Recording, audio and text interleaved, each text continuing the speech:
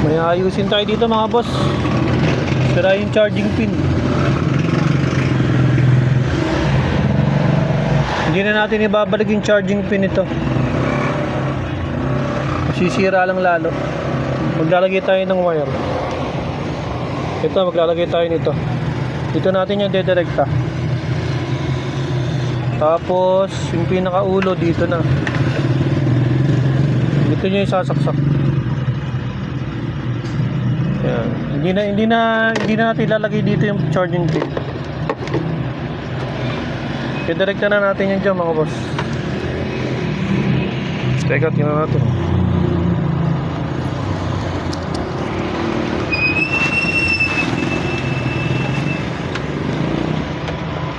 Yacha. Ito yung ground.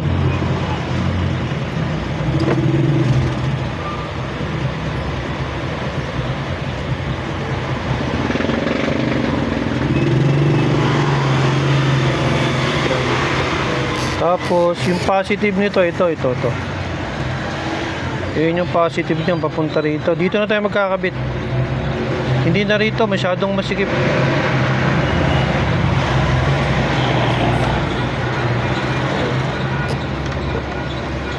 Yung charging pin, hindi natin nilalagay yun kasi napakapino nung pinakapaanong charging pin, masisira din. Yung parang charging pin, napakaliit. Kaya yan na lang wire. Tapos dito, tingnan natin kung aandar. Natin lalagay. Charging pin. Yan. Oh, mandar na. Ayan na. Milaw na. Natin. Yun. Ayos na.